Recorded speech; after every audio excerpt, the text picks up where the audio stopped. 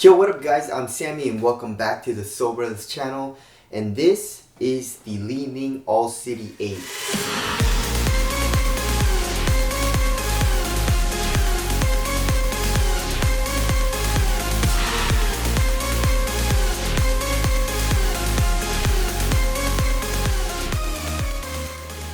So this is kind of more like a budget model for Dwayne Wade. His main signature shoe with Li-Ning is called the Way of Wade, or the Wow 8. They're on the 8 now. And the All City 8 is more of like an outdoor / more budget model. Currently, it's going for $123 on Famuji, and it's also available on Amazon. So if you guys do want to cop, I'll try to leave links below. But let's get it started off with the traction. So on the specific colorway, we have a solid blue outsole with very thick and deep grooves. So in the toe area, we have some diamonds. I mean, throughout this entire outsole, there's a lot of patterns. We have a pattern of the Way of Wade logo. We have a pivot point here where the ball of your foot is, with some circles rippling out through the outsole. And now on the lateral side, it says All City 8, make your own way, and there's some numbers and the Li-Ning logo. So this outsole is specifically made for outdoor use. It's a very, very hard rubber, and it specifically says it's like 30% more durable than conventional outsole. So you'll even be able to play with these outdoors. I played in these once and the traction was really good. I was very impressed with it. Moving on to the heel to toe transition, it seems pretty smooth. We have a very curved shape here in the heel as well as in the forefoot. It curves up a lot, so the heel to toe transition just from the curves of the outsole seem pretty good, and there's a lot of forefoot flex. The only thing that's lacking for heel to toe transition in my opinion is heel compression, which we'll get into. So the shoe is using a full length cloud foam, and cloud foam is actually really nice. I wouldn't say it's bouncy, I would say it's more just soft. They heavily cage the cushion here on the lateral side with the rubber outsole and this plastic caging, and it's mostly exposed here on the medial side. So it's pretty hard to feel any type of compression. I mean, maybe there's just a little bit.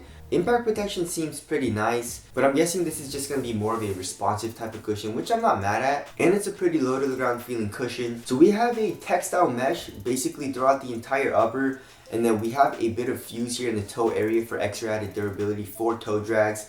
And we have a lot of synthetic materials. So we have two wing pieces here on the lateral and medial side in the forefoot, which also do act as eyelets. And as far as the tongue goes, here underneath the laces, we have a pretty well ventilated mesh, which is actually stitched to the upper. So this shoe is basically a one booty upper. I mean, besides I guess the tongue coming up a little bit here. And then here in the ankle area, it's more of like a canvas material. So the shoe is using a blend of textile mesh and synthetic materials. And of course, we do have a midfoot strap that does have this elastic band attached to it. So you can stretch out a little bit and then tighten it up. And this elastic strap actually feels like it's tightening on your midfoot a little bit. And the material is soft, it's thin, it feels pretty damn supportive as well, and it doesn't really feel cheap. I'd say it feels pretty quality. So the materials that they're using on the shoe aren't bad. And in this colorway, these purple parts kind of look like they're reflective, but they're not. I thought they were at first. It's really hard to see, but there is some type of elephant print here on the tongue as well as on the strap. There's an Achilles padding that isn't really necessarily an Achilles pillow, but it feels really nice on the Achilles, and it makes it easier to put on because it is attached to this pull tab. The tongue is pretty well padded. It's very comfortable on foot, and in the ankle area, I would say there's minimal padding besides this Achilles pad. As far as the fit goes, you can go true to size. I would say it runs slightly long, but I don't think you would be able to get away with going down half a size. So going true to size should be okay. Width-wise, I would say it's normal to slightly wide. And as far as dead space, there's really no dead space anywhere in the shoe for me, in the forefoot or in the midfoot. So the fit is actually pretty nice. As far as the support and lockdown, I feel like it's going to be really good. We had this insane lateral cage as well as this wing piece here on in the toe area. And just from looking at it, your foot's going to be contained into the shoe. And the shoe feels laterally stable as well. I mean, it's a low and wide base. It doesn't really have an outrigger, but it does protrude out here on the lateral side. As far as the weight goes, I feel like it's going to be kind of heavy, maybe around 13 ounces. 14.5 ounces. So this shoe is kind of heavy. I mean, there's a lot of stuff going on with the shoe. I mean, with the synthetic materials, the rubber coming up a lot, especially with this sidewall.